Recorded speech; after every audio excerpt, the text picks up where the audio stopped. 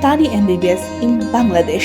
নিজেকে ডাক্তার হওয়ার স্বপ্ন পূরণ করতে চান? তাহলে বাংলাদেশের টপ মেডিকেল ইউনিভার্সিটিতে আপনার সাধ্যের মধ্যে ডাক্তারি পড়ার সেরা ঠিকানা মিশন MBBS। স্বপ্ন আপনার পূরণ করব আমরা।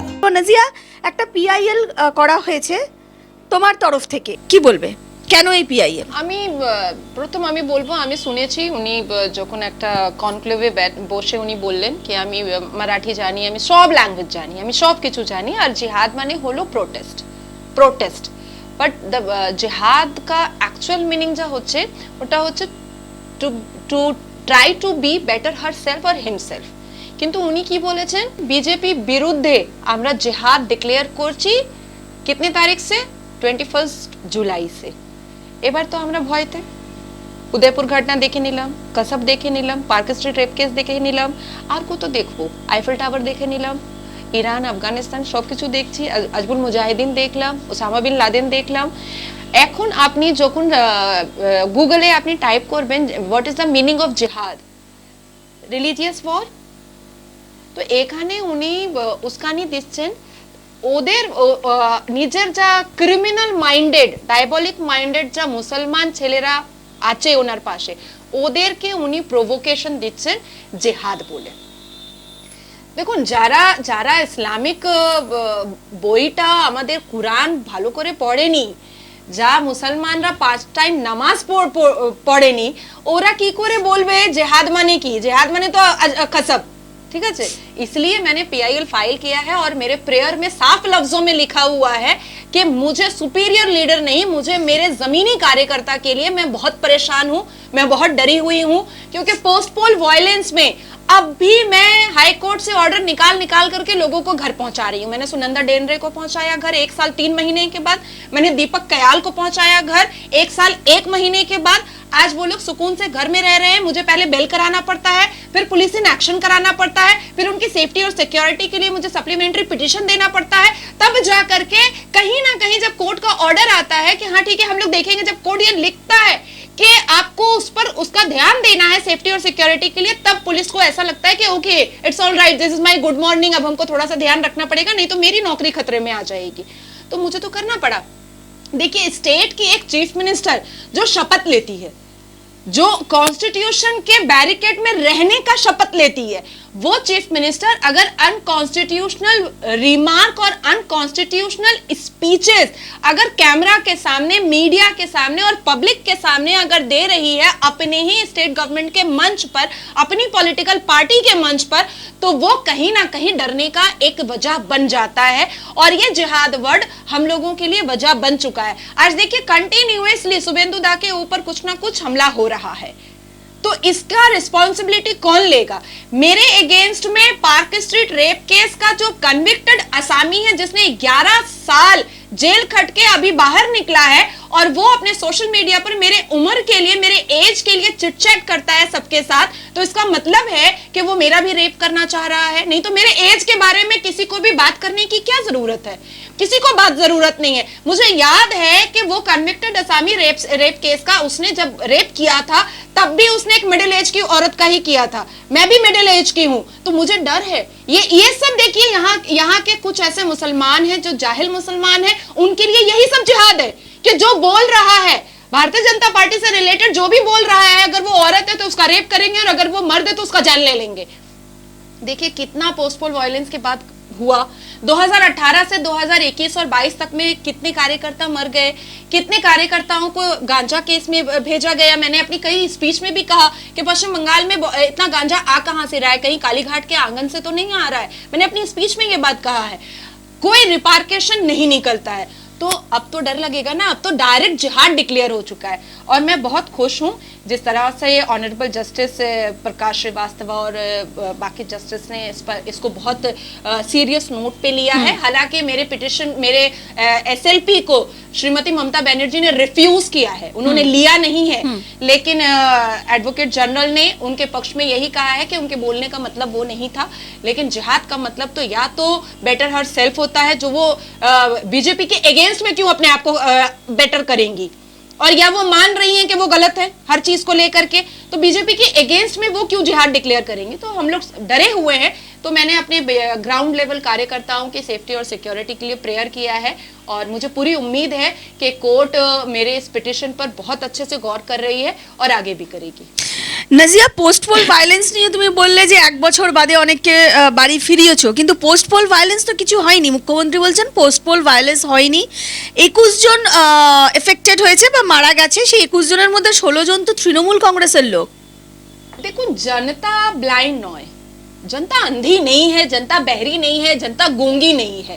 देखिए, हर वो इंसान जिसको पश्चिम बंगाल में चोरी चमारी, गोरू प्रचार, कोयला चोरी, कोयला प्रचार, ये सब करना है, इलीगल कंस्ट्रक्शन बनाना है, उनको ममता दीदी की पार्टी में रहना पड़ेगा, चाहे जैसे भी रहना पड़ेगा।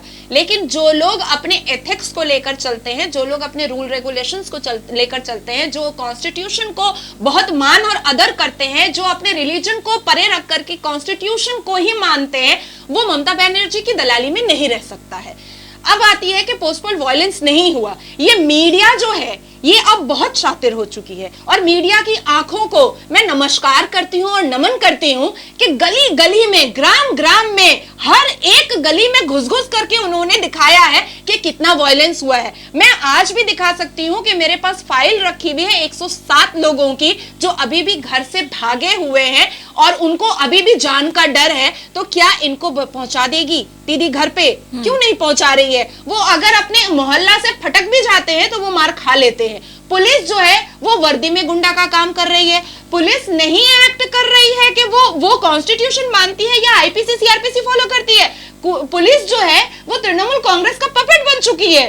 तो आज जो सिनेरियो है वो बहुत डरा हुआ सिनेरियो है और पोस्टपोल वायलेंस के बारे में मुझे बोलने की जरूरत नहीं है। मीडिया ने खुद दिखाया है कि किस तरह से पोस्टपोल वायलेंस हुआ है। इलेक्शन के ड्यूरिंग इलेक्शन जब आप लोग जैसे चैनल वाले जब रोड पर अपना प्रोग्राम करते हैं लोगों का और अपोजिशन पार्टीज का और तमाम पार्टीज के स्पोक पर्सन को लेकर के खड़ा करके पूछताछ करने के लिए, वो एक बहुत खूबसूरत प्रोग्राम होता है जिसमें इंसान अपनी अपनी बातों को रख सकता है। आप सोचिए कि टीएमसी के लोगों ने उसमें भी दखल डाला था। क्या ये मैं गलत बोल रही हूँ? क्या ये ऑन रिकॉर्डेड नहीं है? क्या एंकर को धक्का नहीं दिया गया था? क्या एंकर की गाड़ी का हेडलाइट नहीं तोड़ा गया था सिर्फ इसलिए कि जो फैक्ट बात है वो पब्लिक तक ना पहुंच पाए और वो रोड शो किसी भी बड़े न्यूज चैनल का या न्यूज पोर्टल का या यूट्यूबर का ना बन सके? इसके लिए श्रीमती ममता बनर्जी और उनकी क्रिमिनल चाटुकारिता वर्कर ने जितना हद पार करना था उन्होंने किया था। ये तो ऑन रिकॉर्डेड है, इसमें मुझे या आपको बोलने की जरूरत नहीं है। ये तो माशाल्लाह कैमरा की आंख है जिसने सब दिखा दिया है।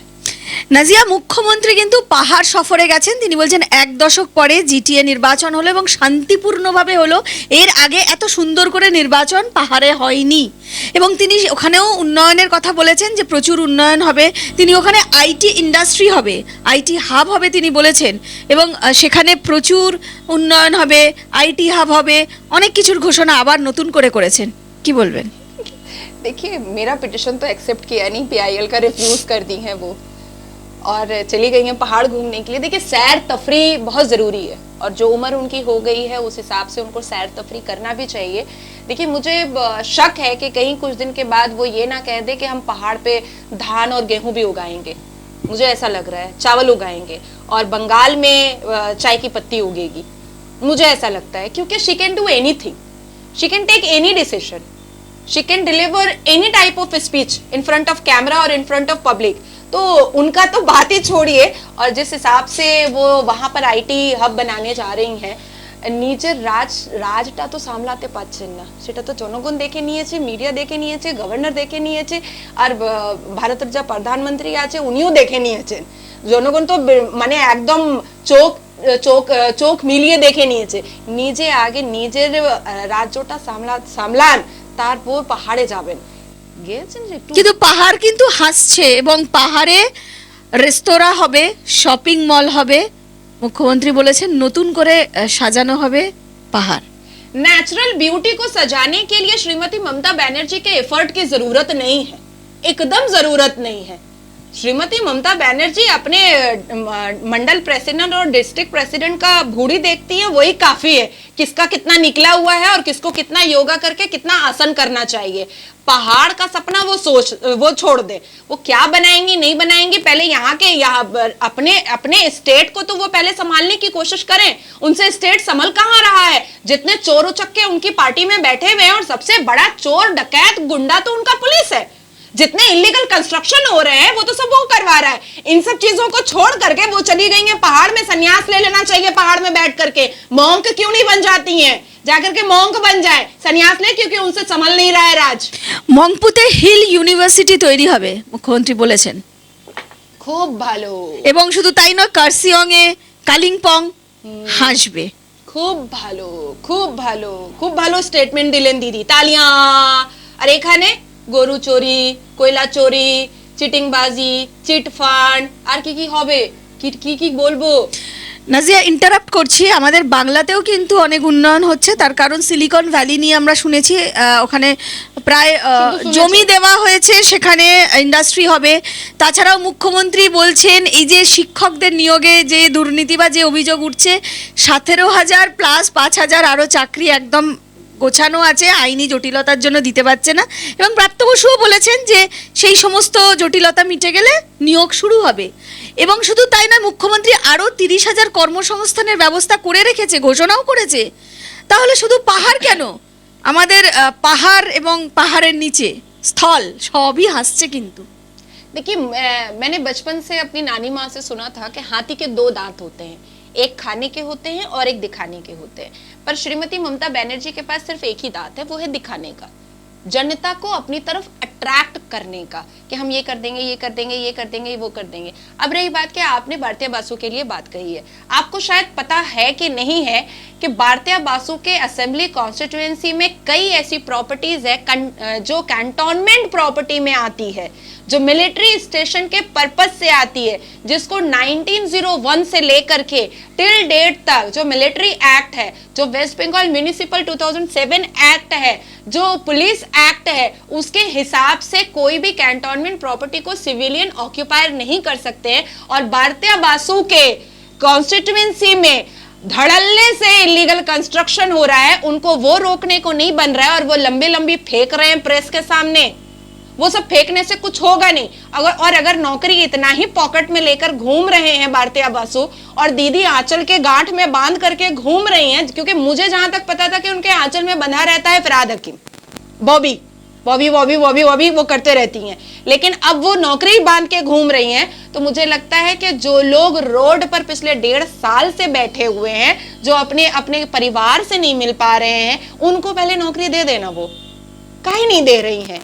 एमए पास किया हुआ लड़का तो ऑटो रिक्शा चलाता है, जाइए रफी अहमद खदवाई रोड, आपको पता चल जाएगा। ग्रेजुएशन पास किया हुआ लड़का तो स्विगी में काम करता है हमारे पश्चिम बंगाल में। आपको मैं 10 लड़कों से मिला दूंगी जो ग्रेजुएशन की डिग्री लेकर के स्विगी में काम कर रहा है। पश्चिम बंगाल की दुर्दशा बद से बदतर है, और जनता का माइंड डाइवर्ट करने का जो ये स्ट्रैटेजी है श्रीमती ममता बनर्जी का, कि हम कभी पहाड़ चले जाते हैं, कभी दीघा चले जाते हैं, कभी मंदारमनी चले जाते हैं। वो तो दीघा को भी बोली थी कि हम मालदीव से ज्यादा अच्छा बना देंगे, नहीं गोवा से ज्यादा अच्छा बना देंगे। तो गोवा तो बहुत दूर की बात है, साफ सफाई भी करवा दे तो बहुत अच्छा होगा। तो देखिए, ये सब हाथी का सिर्फ दिखाने का दांत है दीदी के पास। और दीदी के ये जितने चिले चमुंडे हैं, इनका जितना पॉकेट भर रहा है इलीगल कंस्ट्रक्शन से, गोरू प्रचार से, चिटफंड की कंपनी से, इन्हीं सब चीजों से इनका पॉकेट भर रहा है। आप सोचिए कि एक विधानसभा के एमएलए के घर के नीचे रेंज रोवर आता कहां से है, कहां से आता है? आप सोचिए कि एक एमएलए के हाथ में इतना 2-2 लाख का फोन आता कहां से है, किस हिसाब से आ जाता है? तो इसलिए मैं आपको कह रही हूं कि यह हाथी का दांत है, सिर्फ दिखाने का, लोगों को अपनी तरफ अट्रैक्ट करने का। काम क्या हो रहा है ये जनता भी जानती है और हम भी जानते हैं। हम अपोजिशन में हैं, हम लड्डू पेड़ा तो खिलाएंगे नहीं, हम उनको माला तो पहनाएंगे नहीं, हम हर हाल में क्रिटिसाइज करेंगे कि वो काम राज्य के अंदर क्यों नहीं कर रही हैं। पहाड़ घूमने गई हैं, बहुत अच्छी बात है, संन्यास लेकर वहीं रह जाए। शुभेंदु दा यहाँ है सरकार चलाने के लिए। নাজিয়া, মুখ্যমন্ত্রীকে বলছো যে হাতির দাঁত দেখাচ্ছে, কিন্তু মুখ্যমন্ত্রী কিন্তু এতটাই মানুষের সাথে, মুখ্যমন্ত্রী আজ মুখ্যমন্ত্রী কিন্তু তিনি আগেই কিন্তু জনপ্রতিনিধি, মানুষের কাছে তিনি পৌঁছে যান। আমরা দেখেছি কিভাবে তিনি মানুষের ঘরে পৌঁছে যান, ছোট ছোট বাচ্চাদের কাছে পৌঁছে যান, প্রত্যেকটা মানুষের, গরিব মানুষের বাড়িতে গিয়ে তিনি তাদের সাথে বসে তিনি তাদের সমস্যা শোনেন। আমরা দেখেছি মুখ্যমন্ত্রীর এই মাতৃসুলভ একটা আচরণ, এবং মুখ্যমন্ত্রী পাহাড়ে গিয়েও কিন্তু ফুচকা বানিয়ে ছোট ছোট বাচ্চাদের নিজে হাতে খাইয়েছে। কিভাবে বলছো তাহলে মুখ্যমন্ত্রীর হাতির দাঁত? देखिए 2024 में तो ऐसे भी दीदी को घर पे बैठना है। मैंने आपसे पहले भी कहा था कि मोमो पुचका ये सब का उनको बिजनेस अपना वो देख कर रख रही हैं। देखिए हम जब किसी प्रोफेशन को छोड़ते हैं तो हमको दूसरे प्रोफेशन के बारे में पहले सोच लेना पड़ता है, साल डेढ़ साल पहले उसमें एफर्ट लगाना पड़ता है, उसको उसमें अपना पूरा डेडिकेशन देना पड़ता है। तो शुरू से आपने मुख्यमंत्री के मुंह से यही सुना है कि पकौड़ा का बिजनेस करो, तो साड़ी साइकिल पे नहीं फटफटिया पे साइकिल बेचने का बिजनेस करो, चॉप भाजा का बिजनेस करो, लौंका का जो चॉप आता है उसका बहुत डिमांड होता है। वो एसपी डीएसपी से बात करती हैं कि तुम्हारे डीएसपी ऑफिस के बाहर में चॉप बहुत बढ़िया मिलता है, तुम्हें जानो ना, तुम्हें एकदम ही बोका, तुम्हें जानो ही ना। एसपी को ये खबर रखना है कि चॉप कहाँ अच्छा मिलता है, लेकिन कॉन्स्टिट्यूशन क्या कहता है उसको एसपी को नहीं मानना है।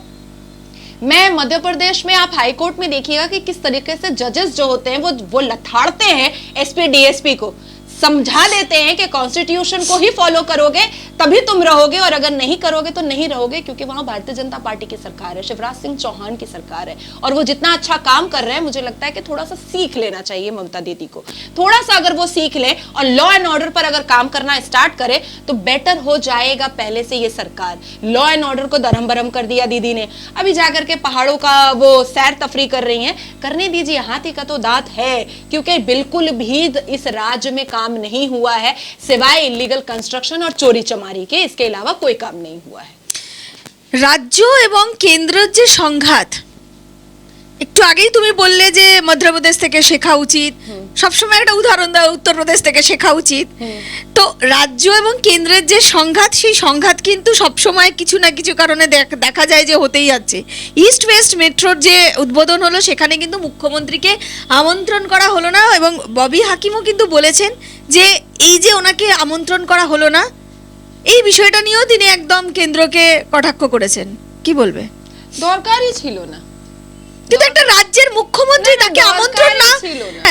একটা রাজ্যে উদ্বোধন হচ্ছে সেখানে মুখ্যমন্ত্রী নেই, এবং ববি হাকিম বলছেন যে যখনই মুখ্যমন্ত্রী সফরে যাবেন বা জেলা সফরে যাবেন, থাকবেন না, ঠিক সেই সময় কেন্দ্র এই কর্মসূচিগুলো করে।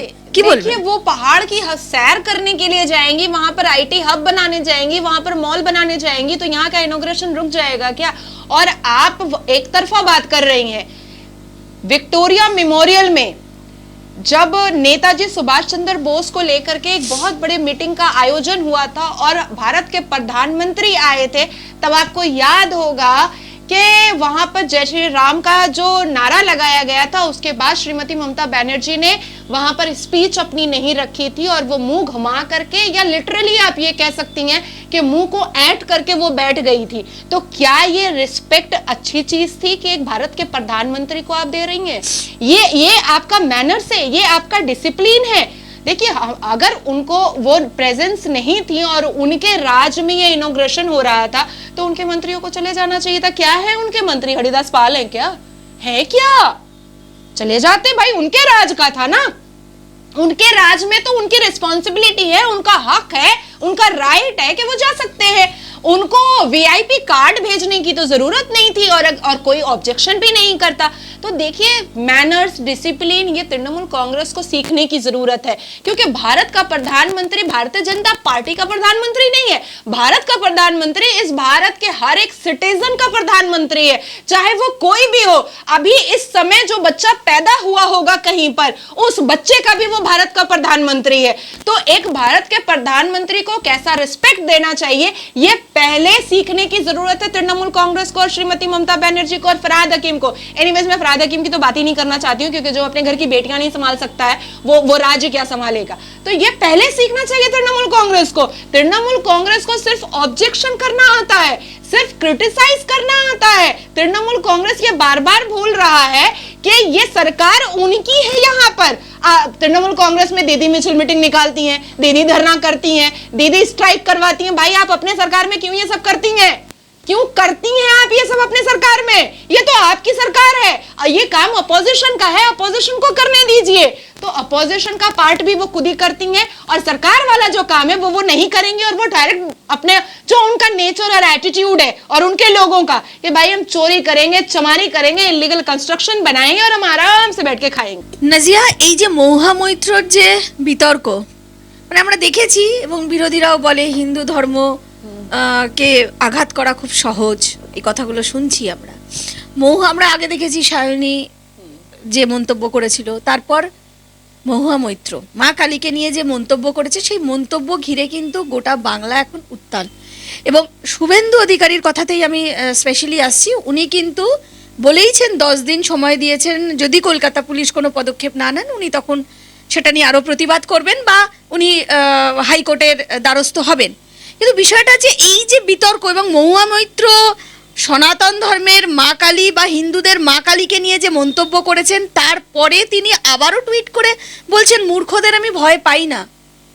এই যে বিষয়গুলো তিনি ঘটাচ্ছেন, কি বলবেন? क्यों? उन्होंने तो आप मीडिया वालों को भी 10 पैसे का बोला था। नहीं, 2 पैसे का। 2 पैसे का? ओ, मैंने रेट बढ़ा दिया। हाँ आप रेट, हाँ आप तो ज्यादा बोल दिया। 2 पैसे का आप मीडिया वालों को भी बोला था। निकल जाओ, निकल दो मीडिया लोगों को, निकल दो। 2 पैसा 2 টাকা हाँ। मीडिया वाला के কেন ডেকেছো? ডেকেছো তোমরা?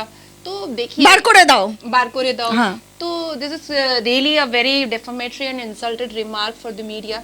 आज मीडिया क्या है? आज देश की तीसरी आंख है मीडिया। बहुत वैल्यूबल। आपका जो ये कैमरा का लेंस है ना, ये कई लोगों की जान बचाता है, ये कई लोगों को प्रोटेक्ट करता है। ये सिर्फ लेंस नहीं है, ये प्रोटेक्शन का काम करता है।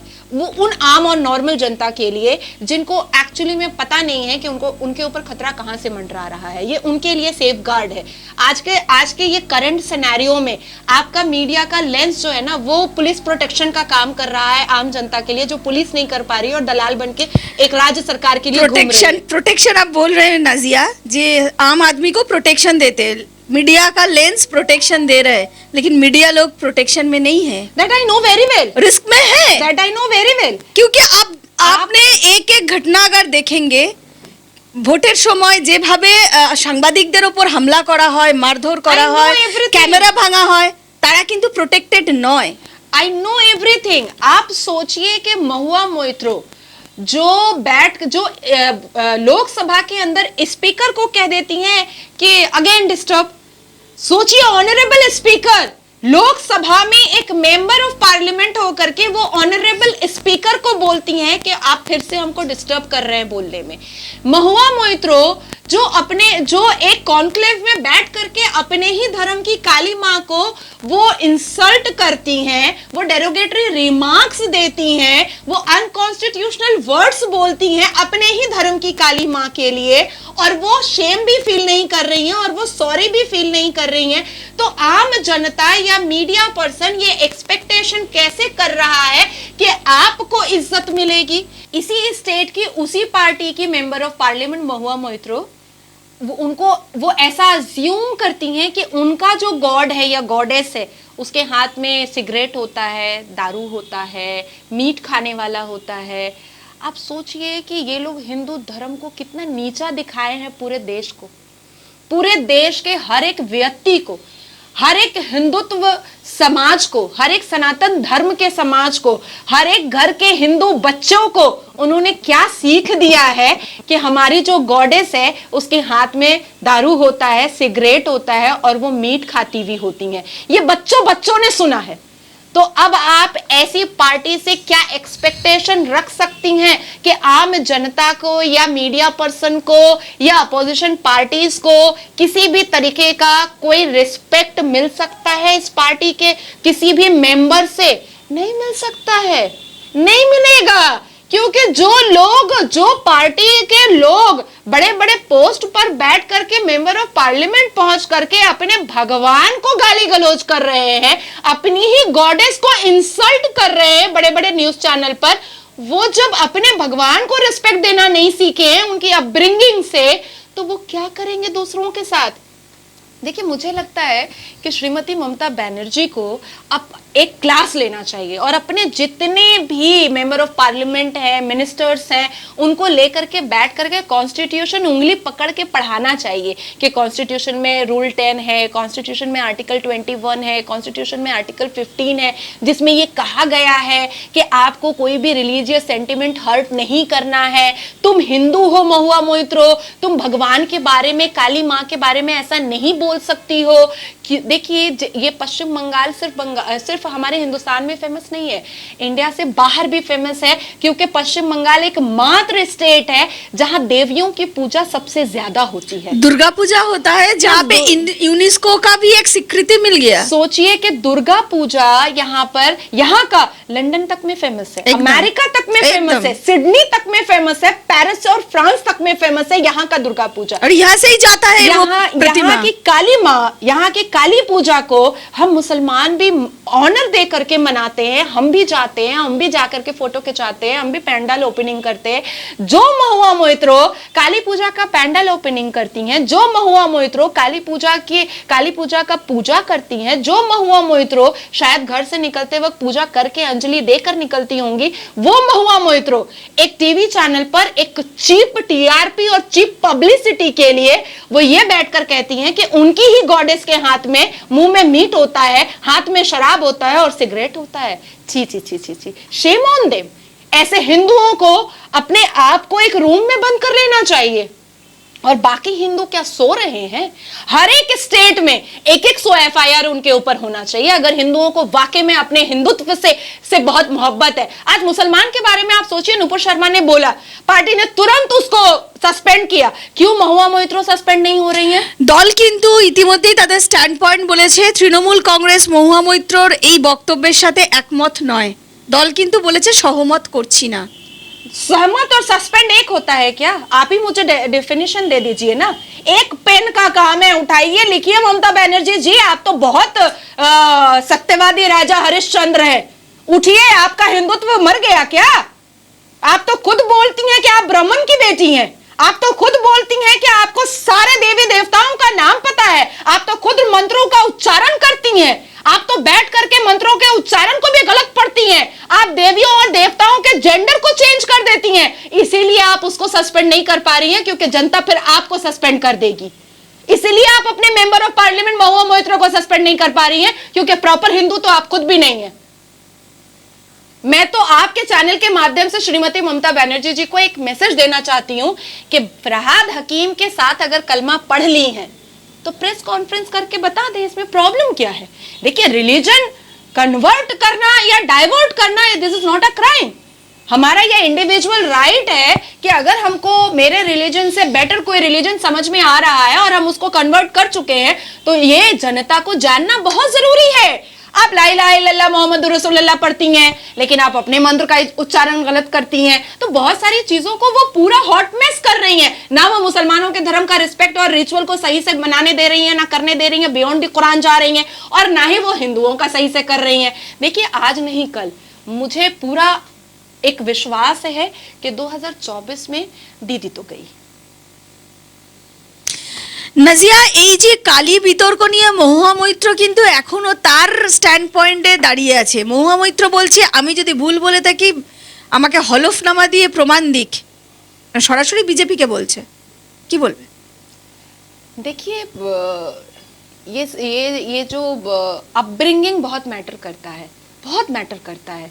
हम विदेश में पढ़ लें, हम कहीं भी जाके पढ़ लें, लेकिन जो हमारे संस्कार और संस्कृति है वो हम कभी नहीं भूल पाएंगे। हमारे घर में हमको बताया गया है कि तुम मुस्लिम हो, लेकिन तुमको हर एक रिलीजन के लोगों को तुमको रिस्पेक्ट देना है, और तुम कोई भी डेफेमेटरी और इंसल्टेड रिमार्क तुम किसी भी धर्म के अगेंस्ट में या किसी भी व्यक्ति के अगेंस्ट में तुमको नहीं बोलना है, जो हम उसको पालन करते हैं, क्योंकि ये हमको बचपन से सिखाया गया है, जब से हम बड़े हुए हैं। और बाहर जाकर के अपने आप को फॉरेनर अज्यूम कर लेना जो आप है नहीं, और अपनी ही संस्कृति और अपना ही संस्कार भूल जाना, और चीप पब्लिसिटी के लिए चीप स्ट्रैटेजी खेलना, ये श्रीमती ममता बनर्जी की पार्टी को बहुत अच्छे से पता है। करने दें।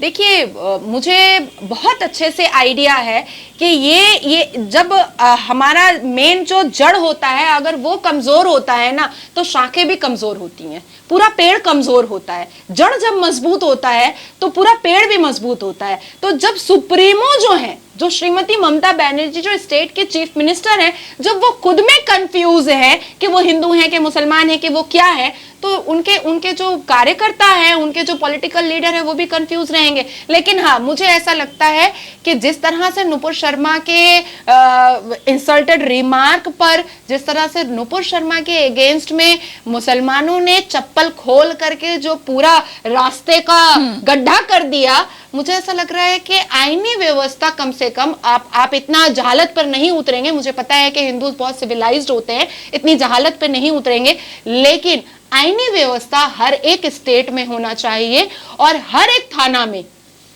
इस देश के हर एक थाना में महुआ मोइत्रो के ऊपर एफआईआर होना चाहिए। আনিস খান নিয়ে যে সিটের যে চার্জশিট জমা দেওয়া হয়েছে সেখানে বলা হচ্ছে যে আনিস খানের খুন করা হয়নি, কি বলবেন? देखिए पश्चिम बंगाल में श्रीमती ममता बनर्जी की सरकार जब से आई है तब से सीट का जितना भी रिपोर्ट आया है उसमें सिर्फ एक ही रिपोर्ट बहुत अच्छा आया है, वो है पैमिला कोकीन कांड का। इसके अलावा जितना भी रिपोर्ट है वो ना जनता को पसंद आया, ना नेता को पसंद आया और ना विक्टिम को पसंद आया। किसी को पसंद नहीं आया, किसी को भी पसंद नहीं आया है। इससे पहले जब लेफ्ट फ्रंट की सरकार थी तब ममता दीदी को, हमारी प्रिय माननीय दीदी को एसआईटी पर भरोसा नहीं था। वो मुंह खोल कर बोलती थी निजर पुलिस निजर विरुद्ध क्या की करे लिखबे एटा की होते पारे की, ये तो खुद उनका स्टेटमेंट है। तो एसआईटी कमेटी अपने ही विरुद्ध में कैसे लिखेगा कि मैंने मर्डर किया अनीस खान का, मेरे फलाना फलाना ऑफिसर गए थे और उसका मर्डर करके चले आए और अब हम लोग उस अपने अपने ऑफिसर को बचाने की कोशिश में लगे हुए हैं, ये तो कोई नहीं लिखेगा। तो एक मात्र ही आया था अच्छा एसआईटी कमेटी का रिपोर्ट। इसके अलावा मुझे, मेरे बारे में अगर आप पूछिएगा तो as per my opinion SIT committee is a fake committee. SIT committee is a irresponsible committee, is an irresponsible committee. Anish Khan के फादर को सही तरीके से एसआईटी कमेटी से बाहर आकर के किसी और एक कमीशन को फिक्स करवा करके हाईकोर्ट के जरिए से इस अपने बेटे का जो अपराधी है उसके गले में फांसी का फंदा उनको पहुंचवाना चाहिए। Even I am very worried, I am so much worried about Anish Khan father, because वो जितना हैरेसमेंट उनको हो चुका है मेंटली और फिजिकली वो इनफ है। एक तो जवान बेटे की मौत आपके सामने, उसके बाद फिर ऑटोप्सी रिपोर्ट क्योंकि ममता दीदी की सरकार ने अच्छा नहीं किया था, तो फिर एक कब्रिस्तान से एकदम उसका सब कुछ हो चुका है रिचुअल और उसको फिर बाप के सामने निकाला गया, एक बूढ़े बाप के सामने। तो ये सारा सिनेरियो जो है ना वो जहन्नुम से बदतर था उसके फादर के लिए। मुझे बहुत, मैं तो नमाज पे दुआ करती हूँ, दोस्त दुश्मनों के लिए भी दुआ करना पड़ता है और हम लोगों को करना चाहिए, हमारे कुरान ने ये भी कहा है। तो मैं अनीश खान के फादर के लिए पर्सनली दुआ करती हूँ कि ये पश्चिम बंगाल की सरकार के चुंगल से वो निकल जाएं और उनको न्याय मिले, उनके बेटे का जो हत्यारा है वो बिहाइंड द बार हो।